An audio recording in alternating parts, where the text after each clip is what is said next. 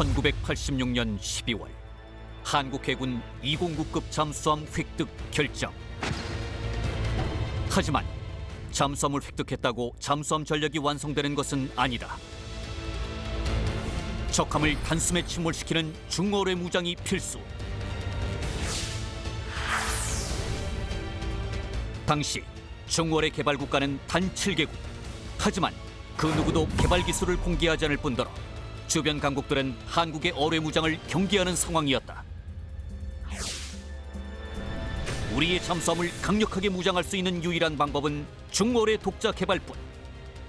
과연 한국은 세계 8번째 중어뢰 독자 개발국이 될 수 있을까?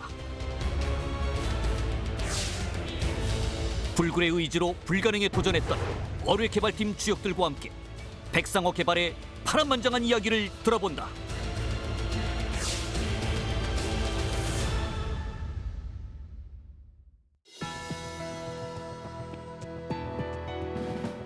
여러분 안녕하십니까? 첨단 국가의 초석 방위 산업의 라미경입니다. 오늘은 지난 시간에 이어 우리가 독자 개발한 중어뢰 백상어 개발사에 대해서 알아보겠습니다. 함께하실 두 분 소개합니다. 먼저 백상어의 개발과 전력화를 주도하시고 수많은 해군 무기 체계 개발에 참여해 오신 박성희 박사 모셨습니다. 안녕하세요. 박성희입니다. 역시 백상어의 체계 개발을 담당하시고 우리 해군의 수중 무기 체계를 개발해 오신 이재명 박사 자리하셨습니다. 안녕하십니까. 이재명입니다. 박성희 박사님, 네. 당시 이제 국가연의 어뢰 개발 실장을 역임하실 때였는데요. 이 중어뢰 사업 책임자라는 중책을 그 당시 맡게 되셨습니다. 이제 사업 초기에 이 중어뢰 개발팀은 이제 어떻게 좀 구성이 됐고요. 이제 사업 시작이라서 적지 않게 부담이 좀 많이 됐을 것 같은데요. 그 당시 팀원들 분위기 어땠는지 궁금합니다. 예, 실제로 우리가 K744다, 국내 결국 미제 의뢰를 가지고 보완 작업을 해서 우리 한국화는 그런 작업은 그래도 있는 그 플랫폼이 있어요. 그걸 베이스로 이제 시작을 했기 때문에 특히 이재명 박사처럼 이렇게 경험 있는 사람들이 몇 명만 붙어도 그런 일을 해낼 수 있어요. 근데 완전 새바닥에서 새로운 의뢰를 설계한다고 할 때는 정말 저 자신도 두려웠죠. 예. 그래서 다행히 이제 그런 부분에서 다행히 저는 미국에서 미 해군 함정의 시뮬레이터를 개발하는데 참여를 하다가 한국에 이제 들어왔기 때문에 그나마 이런 큰 시스템을 우리가 어떻게 설계를 수학 모델로 어떻게 설계할 수가 있는 걸 미리 공부를 하고는 왔었어요. 근데 이거를 연구원들한테 전파해서 같이 하려고 하니 기가 찬 노릇이죠. 그래서 일단은 제일 먼저 시작한 게 이재영 박사님하고 한 10명, 11명 정도가 있었는데 45명을 대거충을 했어요. 예. 그래서 한 50명 정도가 돼 있어가지고 이재명 박사가 체계작업 실장이니까 거기 한 30명 받고 나머지 한 20명은 또 박이동 박사, 추진부 또 이런 듯한 사람을 해서 각 의뢰 구성품 단위별로 저희들 그 랩이라고 합니다. 실험실. 그 랩 실장한테 다 이제 일을 맡기고.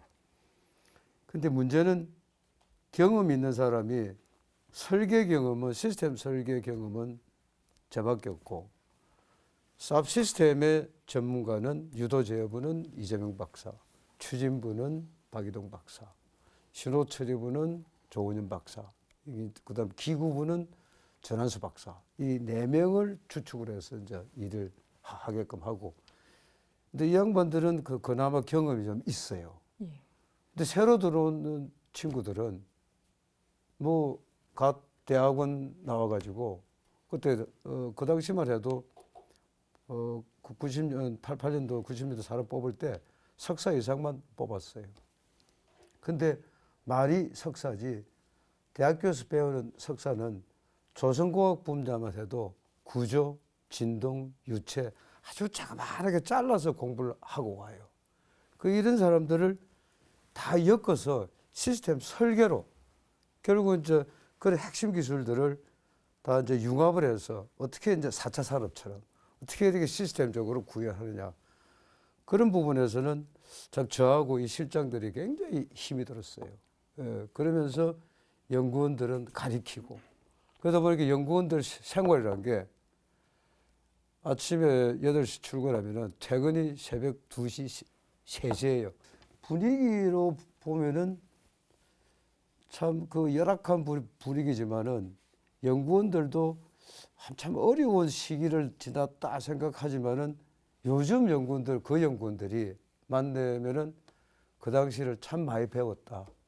참 그 혹독한 그 박승희 박사 실장이었지만은 그나마 그래도 일은 많이 배웠다라고 얘기는 하는 것 같아요.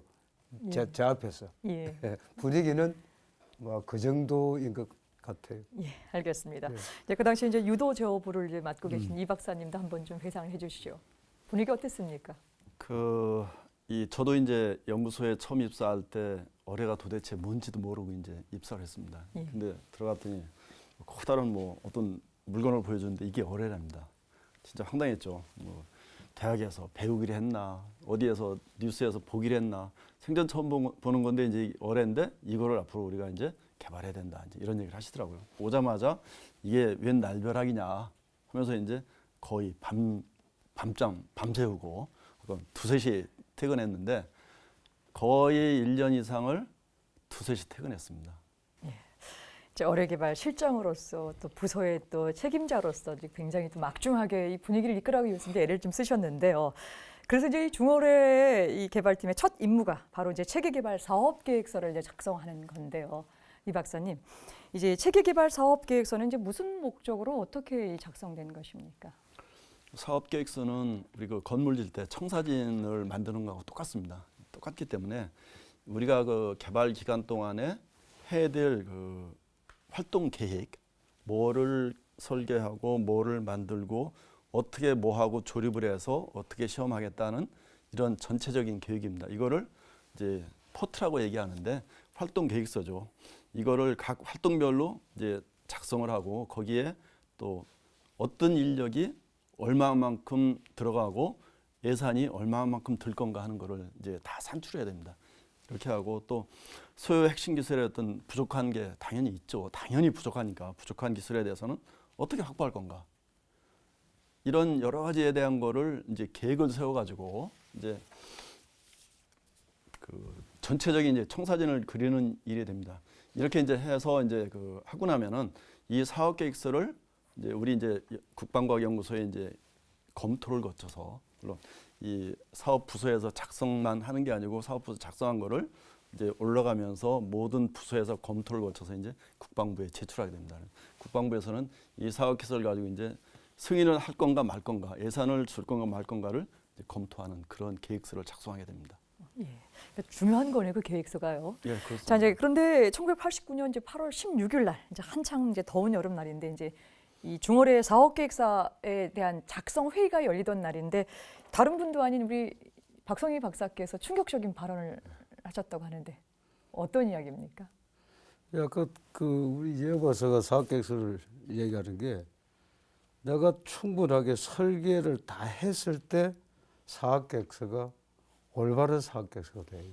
그대로만 따라서 하면은 이 사업 성공을 해요. 그런데 그 사업계획서를 쓰는 그 시점에서 충분한 설계가 안 된 상태에서 쓸 수밖에 없는 상황이었었어요. 우리가 제작을 다 한 경험도 없고 이제 처음 하는 경험에서 사업계획서를 보니까 야, 이래가지고 의뢰가 개발되겠나? 이건 좀 문제다. 그래서 좀 더 잘 쓰자는 측면도 있고, 당신들 정말 이런 식으로 했다가는 사업 성공이 불가능하다. 그래서 저 혼자 상당히 두려웠었어요. 그리고 이거 어떻게 같이 좀 더 우리가 한 팀이 돼서 더 좀 이렇게 알차게, 가장 중요한 게 시스템 코디네이션이에요. 그 다음 시스템 인테그레이션이고, 그 각 핵심 기술 하는 친구들은 자기 것만 딱 써. 이 모든 게 다 연계가 되어 있는데 예. 이런 부분에 서로 이렇게 서로 케어하고 서로 인터페이스 되는 부분을 서로 이렇게 또 봐주고 하는 그런 부분들이 굉장히 취약했었어요. 그래서 야 이거 어떡할까 하다가 제가 써라 각서 그래서 각자 거수하고 자기 파트들 할 수 있게 다 써라. 그래서 그 각서를 받고 지금부터 정말 성공하자 하는 그런 다짐의 결의를 한번 한 거죠. 이제 이렇게 어려운 가운데 이제 팀원들을 모아서 다시 결의를 다지면서 이제 불가능을 이제 도전을 한 것 같은데요. 예, 정작 이제 중어뢰 개발팀에 대한 지원이 그렇게 전폭적이지 이제 않았던 것 같습니다. 특히 이제 연구 개발비와 보충 인력을 이제 확보하는 이제 과정에서 이 국가위원회 지휘부와 이제 지휘부와 마찰이 있었다는데 이 박사님 당시 좀 이야기 좀 들려주시죠. 그 당시에 그 보통 연구개발 사업이 100억 정도 수준. 저희가 그 K744를 할 때도 한 30억 정도가 예산이었습니다. 근데 이제 이거는 이 활동 계획을 작성하고 하다 보니까 거의 한 개발비가 300억 정도가 나왔습니다. 당시로서는 상당히 큰 돈이죠. 근데 이제 이 저희도 줄여서 작성한 게 그 정도 예산이죠. 그리고 인력도 우리가 한 10여 명이 있는데 거기다 36명을 충원해 주십시오 하니까 지부에서는 이게 말도 안 되는 소리다. 무슨 소리냐. 결국 이제 예산을 줄여라. 인원을 빼라. 줄여라. 빼라. 계속 이제 이렇게 옥신각신 한 겁니다. 옥신각신 하면서 지부에서는 예산을 줄여라 하고 있고 우리는 안 됩니다. 그것도 부족할 수 있습니다. 더 넣어야 됩니다. 하고 있는데 뭐 이거 안 모여지는 거예요. 그래서 이제 예산은 그래도 그럭저럭 이제 일단은 초기에는 150억만 넣고 하자. 그 당시에는 초기 예산 승인받고 나중에 후반부 예산을 별도로 받아요. 그러니까 선행개발과 실용개발이라 하는데 지금 이게 합쳐져 있습니다. 선행개발 별도로 사업 승인받고 실용개발 별도로 사업는데 선행개발 예산이 이제 150억 정도로 해서 일단은 예산은 그냥 해보고 보자. 나중에 넘어갔는데 인원에 대해서는 뭐 끝까지 안 되는 겁니다. 그래서 근데 이제 그때 마침 이제 해군에서도 많은 지원이 있었고 또 합참의 이 해군 무기 체계를 담당하는 무기 체계과의 남무열 소령이라고 있었습니다. 이 양반이 그 얘기를 듣고 내려와 가지고 소령이 와서 막 강력하게 주장하는 거예요. 휴식상에서 이거 안 해주면은 우리 연구개발 안 보냅니다. 이거 2년 충원해 주십시오. 해서 막 진짜 그 우리 그때 본부장님이 상당히 해군의 선배시거든요. 선배신데도 불구하고 결국 당신 왜 그런 소리 해? 하면서까지 해서 결국은 인원을 36명을 승인을 받아서 뽑게 됐었습니다. 그래서 좀 어렵지만은 그런 그 예산과 이제 인력을 뽑아서 이제 개발을 했는데 나중에 개발 끝나고 나면 이제 개발 종결 보고서를 저희가 쓰게 돼요. 예. 종결 보고서 쓰게 되면은 예산을 얼만큼 받아서 얼만큼 집행했고 인력을 얼만큼 받아서 얼만큼 여기 투여했다는 것을 작성하는데 종결 보고서에 이거 다 들어가거든요. 하다 보니까 거의 그때 예측한 그 예산과 인력이 거의 정확하게 맞더라고요. 예, 말씀 잘 들었습니다. 이제 그렇게 해서 이제 3개월 동안 아주 잘 꾸준하게 작성을 해서 사업 계획서가 또 완성이 됐습니다. 내용도 방대하고 또 국내에서는 아직 좀 낯선 분야이기 때문에 이 사업 계획서 작성 중에 좀 어려움이 좀 많았을 것 같은데 박사님 어떤 게 좀 있었습니까? 예, 일단 저 사업 계획서를 쓰려고 하면은 저 설계하는 프로세스나 설계 결과가 사업 계획서에 반영이 돼야 됩니다.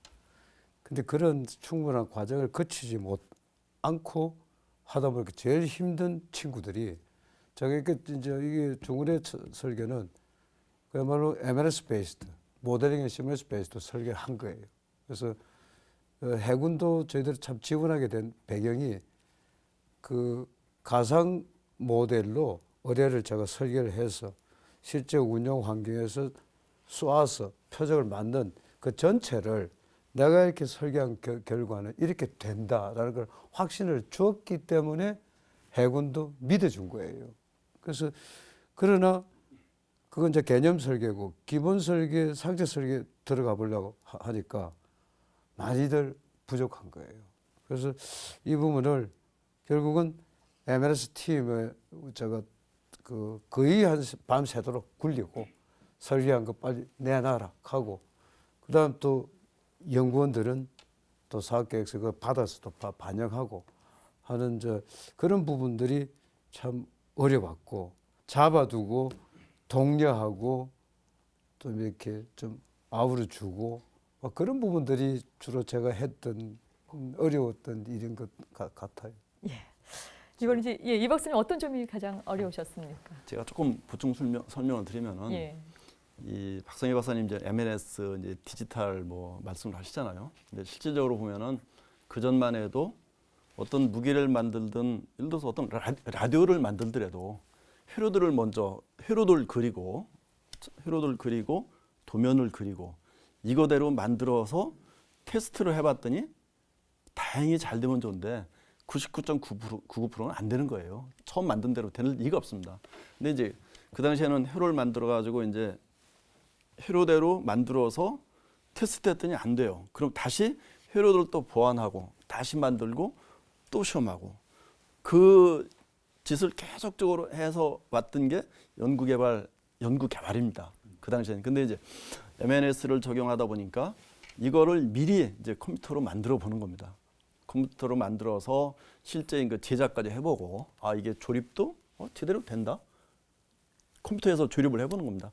조립도 제대로 되네. 아니면은 어느 부위가 안 맞으니까 다시 설계도를 좀 바꾸자 해서 이제 컴퓨터로 설계도 바꾸고 바로 이제 하고, 또 이거 시험도 해보자, 발사 시험도 해보자 해서 이제 했더니 제대로 되네, 안 되네 하는 것을 미리 알 수 있는 게 이제 디지털 MNS 기술이거든요. 그래서 그런 거를 저희가 이제 박성희 박사님 주도하에 이제 사실 먼저 했기 때문에 저희가 사실은 그 연구 개발을 좀 계획된 기간 내에 좀 성공적으로, 도전이지만은 할 수 있지 않았을까 하는 생각 들고요.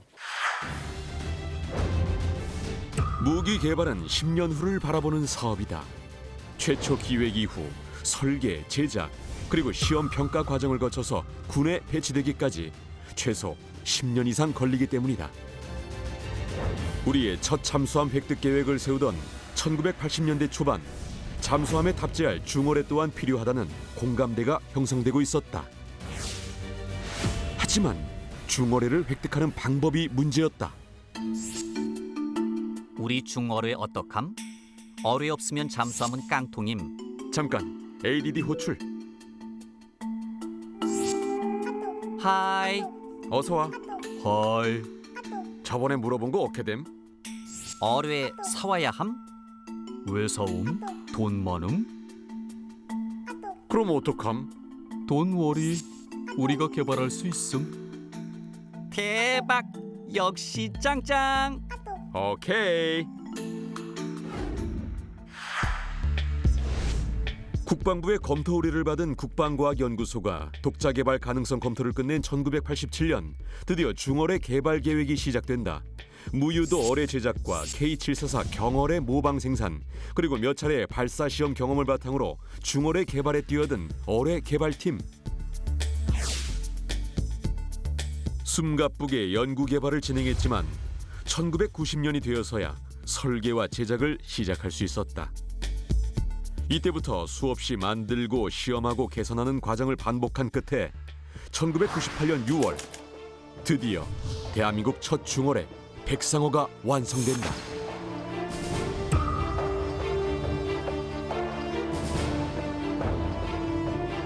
선행 개발을 시작한 지 8년 6개월, 기획 기간까지 포함하면 약 12년 만에 완성된 백상어. 그 12년은 수없는 실패와 좌절, 포기하고 싶은 유혹과 싸운 시간이었다. 그 고단한 싸움을 각오하며 어뢰 독자 개발국이 되겠다는 해군과 국방과학연구소의 결단이 없었다면 우리의 어뢰로 우리의 바다를 지키는 21세기 해양 강국 대한민국의 위상도 불가능했을 것이다.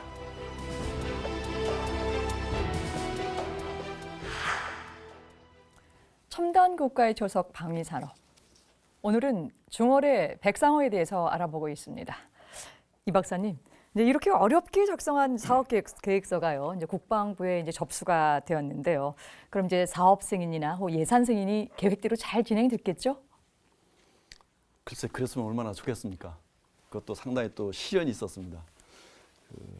사업 계획을 국방과학연구소에 이제 국방부에 제출하면은 사업 계획 승인입니다. 요 기간 동안에 이 사업을 할 수 있겠구나 하는 계획 승인과 그다음에 예산이 얼마큼 들어가는데 요 예산 가지고 할 수 있겠구나 하는 승인을 두 가지 단계를 거칩니다. 먼저 이제 그리고 이제 이렇게 해서 사업 계획이 확정되면은 그 큰 사업은 또 대통령 제가까지 받고 하는데 저희 백상화 사업은 이제 대통령 제가까지 받은 그런 사업입니다. 먼저 이제 사업 계획을 승인하려고 하다 보니까 이제 국방부에서는 관련된 각 국실의 의견을 다 받습니다.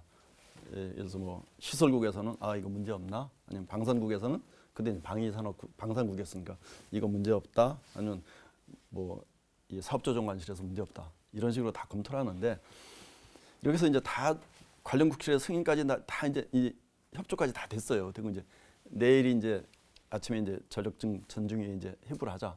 이건 이제 장관이 이제 주재하는 일입니다. 회부하자고 했는데 갑자기 저녁 때 이제 해군에서부터 연락이 온 겁니다. 일단 보류합시다. 이거 하지 말고 마크 37을 그냥 사다 쓰자. 이거 이제 해군 총장님의 이제 지시입니다. 그러니까 이제 해군에서는 이제 이게 국방부에 바로 전달됐고 국방부에서는 해군 총장님이 이렇게 얘기하니까 해군록인데 어떡하지? 하는 겁니다. 근데 그 당시에 이제 일부에서는 이미 사업 승인도 다 됐고 지금 와서 그런 얘기 하니까 말도 안 되는 소리다. 그냥 계획대로 가자. 내일 전쟁이 하자. 또 어떤 일부에서는 그래도 해군의 그 의견인데 좀 해군의 의견이라 한번 들어보자 하고 이제 보류하자는 의견을 냈었어요. 박성희 박사님하고 저하고 이제 둘이 그때 이제 국방부 근에 있었는데 둘이 이제 사실은 너무 이제 허탈했죠. 모든 거 다 돼서 내일이면 이제 땡땡하고 이제 원래 이거 사업 승인 받으려면 거의 한 2, 3주를 국방부에 거의 삽니다. 그래서 내일은 이제 집에 갈 수 있는 기회인데 그러니까 이제 어떻게 되는 거예요. 그래서 이제 그런 의견이 있었는데 이제 갑자기 이제 해군이 그러니까 이제 도대체 해군이라도 해군에서 어떤 말 하는지 한번 의견이라도 들어보자 해서 이제 전중위는 이제 무기한 연장됐고 그래서 이제 일단 거기서 이제 중지가 된 그런 사건이 있었습니다. 아니 그때까지 노력이 얼마나 중요하게 해갖고 왔는데 갑자기 한순간에 물거품이 되는 것 같은데요. 박성희 박사님, 어떻게 이 위기를 극복하셨습니까? 그래서 이게 국내 개발 그룹이 있고 항상 보면 사업자는 그룹이 있어요. 사업자는 그룹 뒤에는 항상 그 에이전트가 붙어 있습니다. 그래서 이 경우는 그때 당시 해군 총장님의 에이전트하고 관련돼서 한 건지 혹은 우리가 사실 막37 성능이 아주 열악해요. 그래서 그것도 훨씬 우수한 의뢰를 우리가 개발하겠다고 했는데 이런 상황이 생기니까 어떤 말을 어떻게 해야 될지를 모르겠더라고. 이게 정상적인 판단 같으면은 우리가 성능 비교, 우리 국내 개발 가능성 모든 걸 다 이렇게 설명을 할 수 있는데 이게 갑자기 이렇게 총장 지시하니까 저로서는 과학자로 설명할 방법이 없어요. 예, 타당하게. 예, 그렇겠죠. 올바른 설명을 해도 들을 수 있는 귀가 있는가 하는 그런 부분이 굉장히 걱정스러웠어요. 그래서 저하고 이재용 박사는 이제 서울에서 당장 그때 본부장이 김영수 박사님입니다. 김영수 박사님도 해군 대령 출신이에요. 그래서 그것도 총장님하고는 또 기수 차이가 얼마 안 되고. 그래서 역시 이제 이 상황이 이렇다 해서 저는 바로 지금 내일 전쟁인데 바로 지금 해군본부 그때 해군본부는 대방동 아니요 그때 계룡돼 있었어요. 그때 개량돼 있었나. 그래서 이제 김영수 박사는 오고 저는 다시 또 대전 가서 김영수 박사님이 해군 총장님 방에 한 1시간 반 있다 나왔어. 있다 나오시면서 얼굴은 좀 밝더라고. 그래서 어떻게 말씀을 하시냐 하니까 옳고 그름을 보다는 이 전쟁의 과정 이건 이미 다 이 육군도 이 장관님 주제에 육해공 총장이 원래 다 옵니다. 그 상군 총장이 다 오케이 했는데 이제 해군 무기 체계를 해군 총장이 놓으면 이거 도대체 이해가 안 간다 하는 그런 나는 아무튼 상식적인 말씀을 하셔서 성낙을 받은 것 같아요. 그래서 성낙 받고 그 다음 날 바로 진행은 안 됐죠.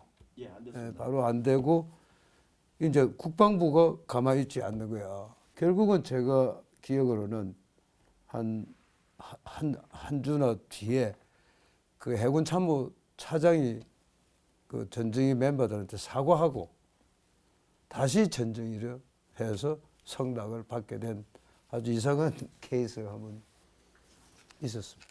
예, 말씀 잘 들었습니다. 네, 이제 본격적으로 이제 중월의 설계 착수 문제를 좀 알아볼까 하는데요. 이제 중월의 표준 직경이 이제 21인치로 알려져 있습니다. 근데 하지만 그 백상호의 직경이 19인치로 지금 되어 있거든요. 네.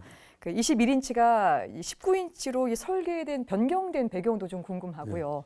실제 이제 이 2인치 차이 때문에 혹시 개발 과정에 어려움은 없었나 궁금합니다. 어떻습니까? 그게 아까 얘기 나왔다시피 저희들이 88 대비 엄밀하게 잠수정을 이제 설계를 할 때 그 당시 이제 미국서 세발 확보한 막 37을 베이스로 발사관을 설계한 거예요. 그게 19인치예요. 그러다 보니까 온 세계적인 표준은 21인치인데 해픈 투비가 이제 19인치로 이제 설계가 된 거예요. 그래서 결국 발사관 사이즈가 작은 거죠. 예, 그러니까 21인치를 넣으면은 이 나오는데 그 주변에 여유 공간이 없기 때문에 굉장히 그 유체각처럼 문제가 있었어요. 그래서 이제 19인치로 할 수 없어서 백상어를 19인치로 우리도 37처럼 19인치로 하면서 그 다이아 19인치로 결정하고 길이하고 내부 설계를 여기 맞춰서 할 수밖에 없었죠. 예. 결국 이제 마크 37을 그래서, 이제 표방했군요. 그래서 우리가 잠수함을 설계한다, 어뢰를 설계한다 할 때 그 어떤 그 조건들이 있어요. 어느 해역에서 쓸 거냐, 그다음 어느 잠수함에 탑재할 거냐, 또 어떤 표적을 공격할 거냐. 그게 모든 게 링크가 되어 있을 때 좋은 설계가 이루어지는데 그런 게 사실은 설계자와 의사결정자의 해안입니다. 예, 그런 부분에서 이 조함에서 이제 그렇게 된 것도 그 상황에서 어쩔 수 없다고 봐요. 예. 제가 조금 예, 박사님. 보충 설명 드리면은 우리가 이제 시계를 보면은 궤정시계하고 이제 손목시계 이제 차이가 있지 않습니까? 궤정시계는 근데 두 가지 다 기능은 똑같죠. 시간을 알려주는 기능이지 않습니까? 근데 궤정시계는 크고 손목시계는 조그맣고, 근데 21인치 어뢰에 들어가는 모든 구성품들을 19인치 안에 이제 넣어야 됩니다. 그러니까 궤정시계 만드는 게 훨씬 쉽고 손목시계 만드는 게 훨씬 어렵듯이 어뢰도 조그맣게 만들면 만들수록 그만큼 더 어려워지는 겁니다. 소형화시켜야 되기 때문에 그런 어려움이 있었죠. 근데 이제 한 가지 궁금한 건 21인치에서 19인치로 줄었다라고 한다면 만드는 과정도 어려운데 위력은 좀 같아야 될 거 아니겠습니까? 예, 그래서 어차피 위력이라는 게 탄두 이제 폭약의 양이 되겠죠. 폭약량이 되는데 그래도 국방과학연구소에서 이제 폭약을 전문적으로 이제 연구하는 부서가 있었기 때문에 이 옛날에 그 전에 이 개발하기 전에 나왔던 폭약하고 개발 이후에 사용되는 폭약하고는 좀 위력이 다른 좀 더 위력이 큰 그 위력의 이 화약으로서 이제 만들게 됐습니다. 예. 이렇게 이제 만만치 않은 이제 어려움이 예상되는 가운데 설계가 이제 시작이 됐습니다. 그런데 이제 백상호의 이제 기본 설계를 보니까요, 이 모델링 앤 시뮬레이션 기법으로 이제 진행이 됐다고 하는데요. 이것이 이제 어떤 기법인지 이전의 아날로그 방식과는 좀 큰 차이가 좀 있을 듯한데 어떻습니까? 예, 이 기법은 아날로그 방식은 아까 우리가 기계 설계라든지 전자 파트는 이제 회로 설계라든지 그런 것들이 이제 우리 아날로그 설계 방법을 얘기하고 디지털 설계 방법이라는 거는 좀 수학 그 어떤 구성품을 그 성능이나 기능을 수학 방정식으로 만드는 거예요.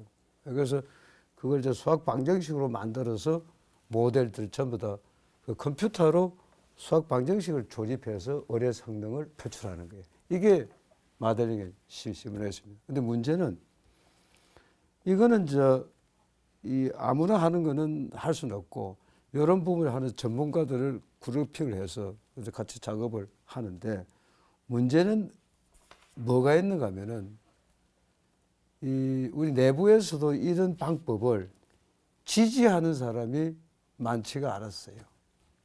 예, 그게 사실 저한테 제일 어려웠어요. 특히 이재명 박사 그 한 전자전공 이 친구들은 그 소위 말해서 아날로그 디자인 그런 세대에 있다가 이 박사는 디지털 이 하나의 그 트랜지션 두 가지 다를 배우고 나온 친구고 그냥 아날로그만 한 친구들은 제가 조선과 나온 사람이 전자도 모르는 사람이 어뢰를 어떻게 저런 식으로 수학으로 어떻게 어뢰를 개발을 하겠다는 거냐 그런 비난이나 그 어떤 못 믿는 거 그런 부분이 굉장히 많았어요.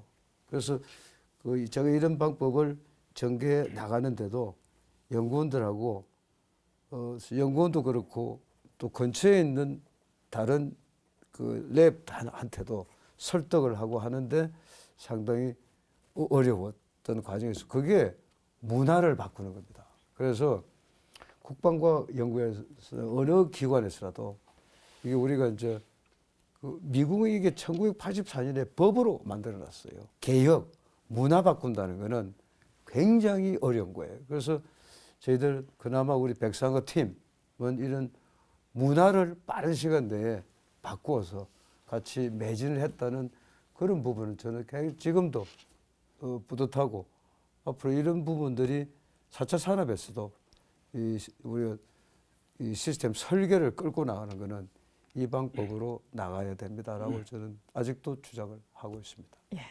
굉장히 중요한 말씀 주셨는데요. 이제 패러다임의 전환, 또 그렇죠. 4차 산업혁명이라고 하는 것이 오늘날은 또 이제 일상화되고 있고 있는데 또 그 당시만 해도 이 아날로그에서 디지털로 전환되는 과정이 있어서의 그 개혁이 굉장히 또 중요했던 말씀을 좀 주셨는데요.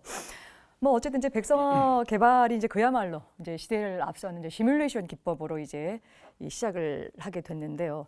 이 당시 이것을 도입하기 위해서 민간 학자들이 많이 대거 들어와서 역할을 해줬다고 하는데 그 당시 어떤 분들이 활약을 좀 하셨습니까? 우선 역할 분담을 했죠. 그 세부적 구성품에 대한 모델들은 분야별로 그 유도 제어부, 신호 처리, 환경, 동력 이런 부분에 대해서는 그 각 랩과 ADD 내에 있는 실험실과 대학 교수들이 백업을 해서 이게 그 당시 그 ADD 있는 실험실에서는 이 모델을 못 만들어내. 그래서 제가 원하는 시스템 설계에 파트별로 모델은 학교에서 개발해서 펌핑을 해라 해서 그래서 시스템 모델은 ADD가 주관을 하고 구성품에 들어가는 모델들은 거의 학교에서 받았어요. 그때 참여한 대표적인 그 분야별은 수중운동, 그때 이제 수중운동은 이기표 교수가 하고, 그 다음 제어 분야는 서울대 이장규 교수가 해서, 그 다음 신호 처리는 서울대 성경모 김태정 교수, 그 다음 연세대 윤대희 교수, 그 다음 수중 음량 부분에서는 이 어뢰에서는 음량이 굉장히 중요합니다. 이 수중 환경에 따라서 표적을 탐지 여부가 결정돼요. 그래서 이 부분은 국과연에 있다가 재직하다가 대학교로 가신 나정열 교수님이 일반 교수는 이런 거 하기 힘들어요. 그래서 ADD에서 우리하고 같이 그런 모델이 필요해서 느낀 분이 이걸 해왔고, 그 다음에 기계 쪽에는 부산대 이만영 교수. 그래서 이때 대학 교수들이 한 40여 명이 인발부가 됐고, 저는 오히려 그래서 내부적으로는 전체 종합은 이재명 박사한테 거의 맡기고, 나는 외부의 대학 교수들을 이렇게 훈련시켜가면, 왜냐면 대학 교수 자기 분야는 전공을 잘 하지만은 모델로 만들어서 우리한테 플러그인 시켜주는 거는 쉽지가 않아요. 그래서 또 가만히 두면은 딴 길로 가요. 그래서 저는 주로 대학 교수님들하고 같이 관리하면서, 그래서 대학 교수님들하고 참 그것도 우리가 위치가 진해에 있다고 보니까 이 교수님 다 서울이에요. 그러니까 진해 1박 2일로 온다는 게 이 양반들한테는 굉장히 그 어려운 과정이고, 돈도 조금 얼마 못 줬지만은 이 자리를 빌어서 이분들한테 정말 이런 당신들이 없었다면은 우리가 박사위가 과연 MS 베이스드 디자인을 할 수 있었겠느냐 하는 그런 생각을 하게 됩니다. 요즘 말로 이제 우리 군과 또 애들이 연구소와 또 학교가 이 거버넌스 형식으로 해가지고 또 굉장히 또 이 압축적인 이런 성과물을 좀 만들어낸 결과인 것 같습니다. 말씀 잘 들었습니다. 여러분께서는 지금 첨단 국가의 초석 방위 산업을 시청하고 계십니다.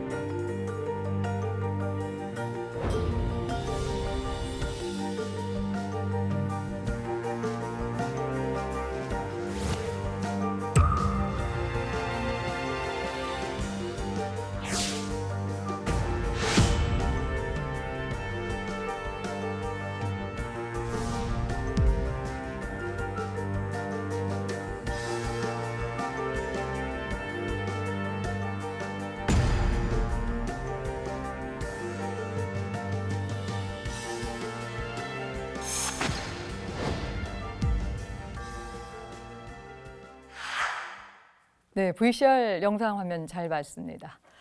당시 이제 백상호 시뮬레이션 연구팀이 개발한 이제 소프트웨어가 여러 가지라고 이제 들었는데요. 박사님, 어떤 프로그램이 구체적으로 있었나요?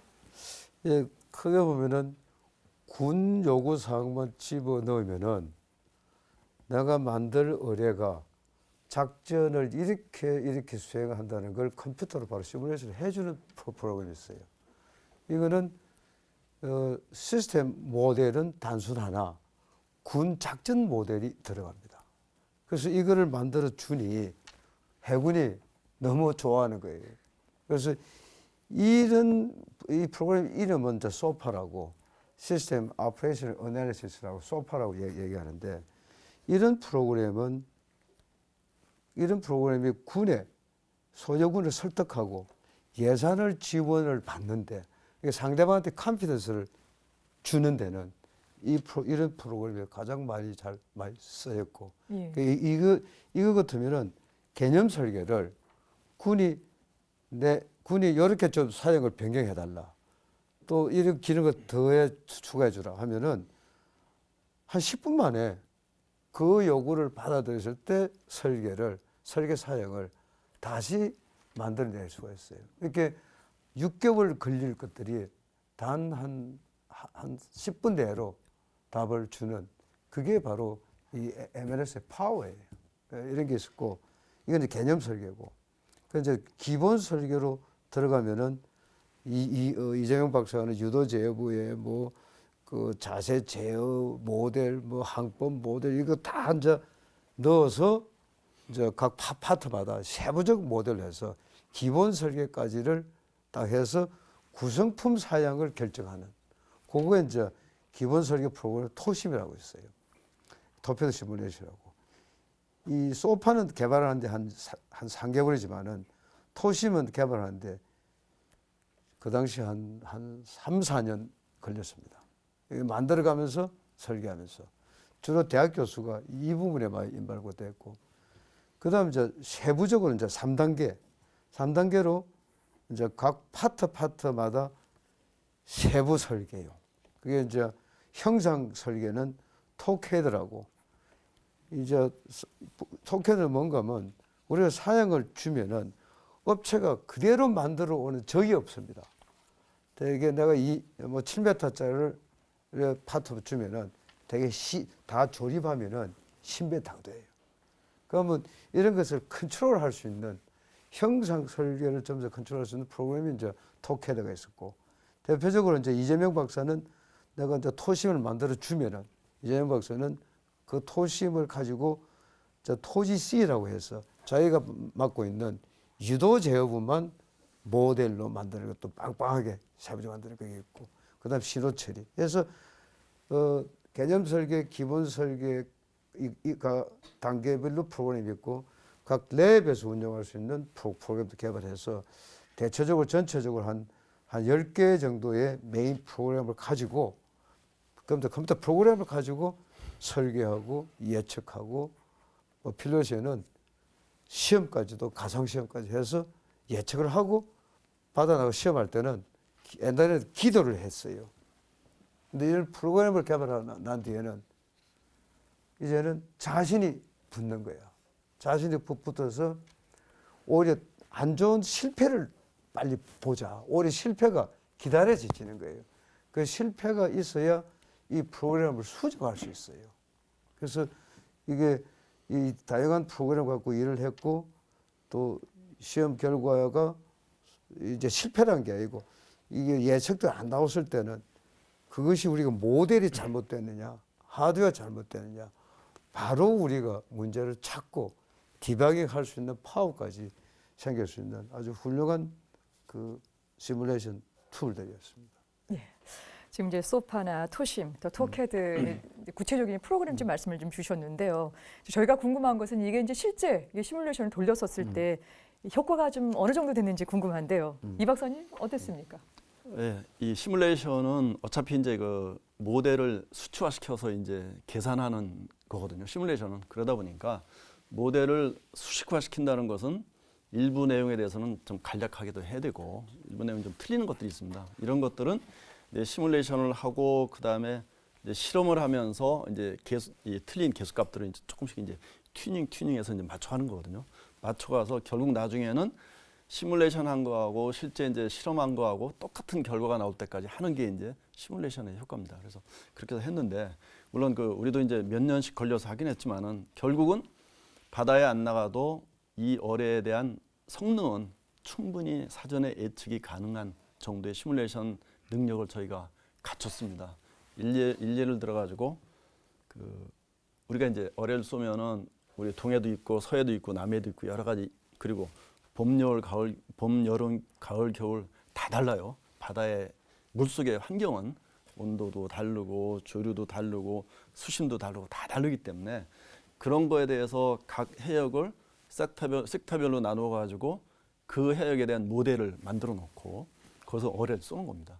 쏴서 이 어뢰가 어느 정도 탐지거리가 얼마큼 나오고 어느 정도 성능을 가지고 갈 수 있느냐 이거를 미리 예측하는데 이런 시뮬레이션 결과를 가지고 이제 이제 군 관계자나 이제 국방부나 이제 이런 분들 설득시키고 하는 데는 아주 좋은 그런 프로그램이었습니다. 실제 연구 개발에 진짜 거의 뭐 1000% 이상 썼다고 생각합니다.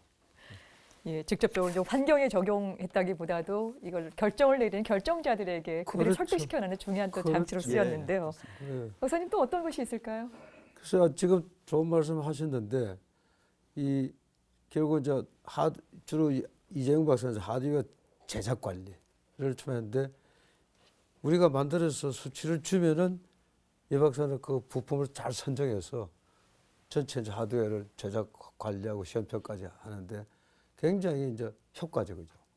이게 이제 의사결정, 이게 어떨 때 보면 팀장 레벨이 있고 부장 레벨에서 의사결정할 게 있어요. 뭘 보고 의사결정할 거예요.